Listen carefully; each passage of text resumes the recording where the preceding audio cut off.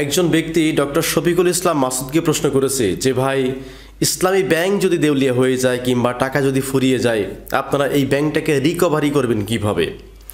তো ডক্টর শফিকুল ইসলাম মাসুদ তখন উত্তর দিচ্ছে যে জামাতের মানে আমাদের অনেক পকেট, আমাদের সামনে পকেট, পিছনে পকেট, সাইড পকেট, পাশে পকেট, উপরে পকেট, নিচে পকেট, মানে আমাদের পকেটের শেষ নাই।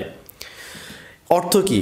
যে তাদের যে সমস্ত প্রতিষ্ঠান বাংলাদেশে আছে বা জামাতের যে পরিমাণ সম্পদ আছে, এটা শুনলে আপনি অবাক হয়ে যাবেন যে জাস্ট জামাত ইসলামের যে পরিমাণ সম্পদ বাংলাদেশে আছে আর কোনো রাজনৈতিক দলের এইভাবে সম্পদ আছে কিনা জানা নাই। তো চলেন জামাত ইসলামের সম্পদ কোনগুলা সেগুলা একটু আইডেন্টিফাই করে আপনাদেরকে জানাই। জামাতের যে সমস্ত সম্পদ থেকে বা ইনভেস্ট থেকে তাদের অর্থ আসে বা ফান্ডিং আসে, তার মধ্যে একটি অন্যতম হচ্ছে ইবনে সিনা ট্রাস্ট। এটা জামাতের প্রতিষ্ঠান। এই প্রতিষ্ঠান থেকে জামাতের একটা হিউজ পরিমাণে ফান্ডিং হয়ে থাকে। এরপর জামাতের আরেকটি প্রতিষ্ঠানের নাম হচ্ছে ইবনে সিনা মেডিকেল কলেজ ও হাসপাতাল। এটিও জামাতের নিজস্ব অর্থায়নে তৈরি করা। এটি জামাতের স্ট্রাকচারকে আরও সংগঠিত করে। এটি একটি জামাতের প্রতিষ্ঠান। এরপরে আপনি আরও দেখতে পারবেন ইবনে সিনা ডায়াগনস্টিক সেন্টার। ঢাকার বিভিন্ন জায়গায় এর শাখা আছে। এই সমস্ত শাখাগুলি বাংলাদেশ জামাত ইসলামী থেকে নিয়ন্ত্রিত এবং এখান থেকে যে অর্থ আয় হয় তার একটি লভ্যাংশ বা একটি অংশ জামাতের রাজনৈতিক কর্মকাণ্ডে ব্যবহার করা হয়ে থাকে। এরপরে আছে ইবনে সিনা ফার্মাসিউটিক্যাল। এটিও জামাতের একটি বিশ্বস্ত এবং নির্ভরযোগ্য প্রতিষ্ঠান। এই প্রতিষ্ঠান থেকে যে পরিমাণ আয় হয় তার একটি অংশ জামাতের রাজনৈতিক কর্মসূচিতে ব্যবহার করা হয়। এরপরে আছে সমৃতা হাসপাতাল ও মেডিকেল কলেজ। এটি জামাত কর্তৃক নিয়ন্ত্রিত এবং জামাত কর্তৃক প্রতিষ্ঠিত।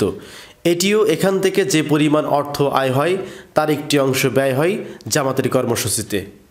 এরপরে আছে মেডিকেয়ার হাসপাতাল। মেডিকেয়ার হাসপাতাল এটি নিয়ন্ত্রণ করে পুরোটাই হচ্ছে জামাত এবং এই মেডিকেয়ার হাসপাতাল থেকে যে আয় হয় তার একটি অংশ আপনার চলে যায় জামাত ইসলামীর ফান্ডে। এরপর আছে আল মার্কাজুল ইসলামী হসপিটাল। এটিও জামাত নিয়ন্ত্রিত এবং এই হসপিটাল থেকে যে অর্থ আয় হয় সেটিও চলে যায় জামাতের ফান্ডে। এরপরে আছে হেলথ কেয়ার ফার্মা। এটি জামাত কর্তৃক প্রতিষ্ঠিত এবং বর্তমানে জামাত কর্তৃক নিয়ন্ত্রিত। এই প্রতিষ্ঠান থেকে যে পরিমাণ আয় হয় তার একটি অংশ জামাত ইসলামের ফান্ডে চলে যায়।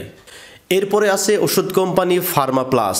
এটিও জামাত কর্তৃক প্রতিষ্ঠিত এবং জামাত ইসলামী কর্তৃক নিয়ন্ত্রিত। বর্তমানেও এই প্রতিষ্ঠান থেকে যে পরিমাণ আয় হয় তার একটি অংশ জামাত ইসলামীর ফান্ডে চলে যায়। পত্রিকার মধ্যে আছে দৈনিক সংগ্রাম এবং দৈনিক নয়া দিগন্ত। এই দুটি পত্রিকা জামাত ইসলামী দ্বারা নিয়ন্ত্রিত এবং এই পত্রিকার পিছনে যে ফান্ডিং করা দরকার সে সমস্ত ফান্ডিং করে জামাত ইসলামী, যাতে করে জামাত ইসলামের যে প্রচারটা এই দুটি পত্রিকায় সবচেয়ে বেশি প্রচারিত হয়ে থাকে। এরপরে আছে এনজিও সংস্থা কেয়ার বাংলাদেশ। কেয়ার বাংলাদেশ এটি যদিও অনেক ক্ষেত্রে বলা হয় এটি পূর্বে জামাতে ছিল, এখন নাই, কিন্তু বর্তমানে এটি আরও বেশি শক্তিশালী জামাত ইসলামের লোকজন দ্বারা পরিচালিত। এই কেয়ার বাংলাদেশ এনজিও দ্বারা যে অর্থ আয় হয় এই অর্থের একটি অংশ জামাত ইসলামের ফান্ডে চলে যায়। এরকম আরও প্রতিষ্ঠান আছে এবং সবচেয়ে বড় বিষয় হচ্ছে ইসলামী ব্যাংক বাংলাদেশ। এটি বর্তমানে এখন পুরোটাই জামাত ইসলামের নিয়ন্ত্রণে।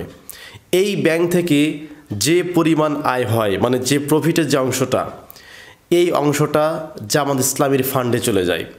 তো এই যে আমি যেগুলো বললাম মোটামুটি পর্যায়ে, এখনও যদি আমি বলতে যাই এই ভিডিওটা আরও অনেক লম্বা হয়ে যাবে।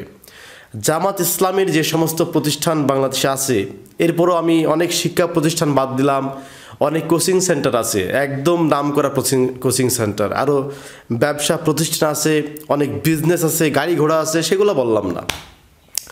তো এই যে প্রতিষ্ঠানগুলা জামাত ইসলামী দ্বারা নিয়ন্ত্রিত অর্থাৎ জামাতের প্রভাবে যেগুলো চলে, এই প্রতিষ্ঠানগুলো থেকে লভ্যাংশের একটি অংশ প্রতি মাসে জামাতের ফান্ডে চলে যায়। যার ফলে শফিকুল ইসলাম মাসুদ বলেছেন যে জামাতের অনেক পকেট, সামনে, পিছনে, সাইডে, ওপরে, নিচে, সব জায়গায় পকেট। আমাদের এক পকেট ফুরিয়ে যাবে, আরেক পকেট থেকে টাকা এনে সেই পকেটে ঢুকিয়ে দেব। তো আশা করি কোন প্রেক্ষিতে তিনি এই কথাটা বলেছিলেন বিষয়টা আপনারা বুঝতে পারলেন। তো প্রিয় দর্শক, জামাত ইসলামের এই সম্পদের যে কর্মকাণ্ড, যদি এগুলো খুব ভালো, যে দেশের ক্ষেত্রে তারা বিনিয়োগ করেছে এবং এখানে অনেক মানুষের কিন্তু কর্মসংস্থান হয়েছে। তো জামাত ইসলামের যে উদ্যোগটা, যে তারা প্রতিষ্ঠান গড়ে তুলে সেখানে মানুষের কর্মসংস্থান করে দেয়, এই বিষয়টা আপনাদের কেমন লাগে বা লেগেছে, বা ভিডিওটি সম্পর্কে যদি কোনো মন্তব্য থাকে তাহলে অবশ্যই কমেন্ট করে জানাবেন। ভালো থাকবেন, ধন্যবাদ সবাইকে।